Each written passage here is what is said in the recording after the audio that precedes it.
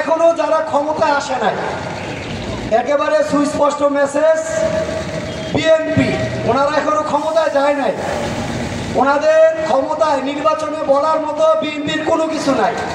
শুধু একটা স্লোগানই আছে যে আমরা 15 বছর আওয়ামী লীগ আমাদের উপর নির্যাতন করছে।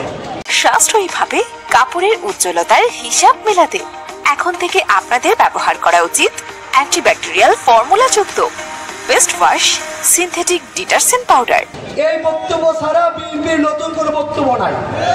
কারণ বিএনপি দেশের জন্য কি করবে, রাষ্ট্রের জন্য কি করবে, মানবতার কল্যাণে কি করবে, এটা আমরা গত 2 সেশনে আমরা দেখছি। বিএনপির আমলে বাংলাদেশ 5 বার দুর্নীতিতে চ্যাম্পিয়ন হয়েছে। বাংলাদেশে বিএনপি হাওয়া ভবনের নামে কোটি কোটি টাকা দেশ থেকে লুটপাট করছে। এই এখনো ক্ষমতায় যায় না। মাত্র এই কয়েক মাসে টেম্পু স্ট্যান্ড দখল, সিএনজি স্ট্যান্ড দখল, বাস স্ট্যান্ড দখল করতে, বিভিন্ন বাজার এগুলো দখল করতে গিয়ে নিজেদের মধ্যে নিজেরা মারামারি করে 485 জন লোকের উপরে বিএনপি লোকদেরকে হত্যা করছে। তাহলে এইরকম সন্ত্রাসী সংগঠনকে, এইরকম দুর্নীতিবাজ, চাঁদাবাজ, এরকম কলঙ্কযুক্ত সংগঠনকে আমরা যারা বৈষম্য মুক্ত বাংলাদেশ চাই, এরকম দলকে আগামী দিনে আমরা রাষ্ট্র ক্ষমতা দেখতে চাই না।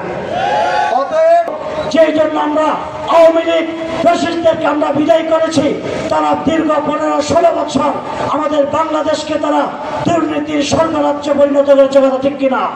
কিন্তু তারা চাঁদার রাজ্যে পরিণত করেছে।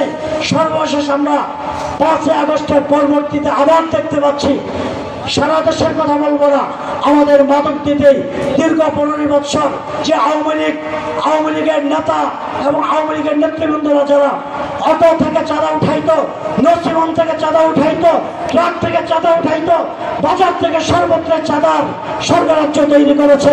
5 তারিখের পর আবার নতুন আরেকটি দল যারা সামনে ক্ষমতার স্বপ্ন দেখে তারা আবারও চাঁদা শুরু করেছে, কথা ঠিক কিনা?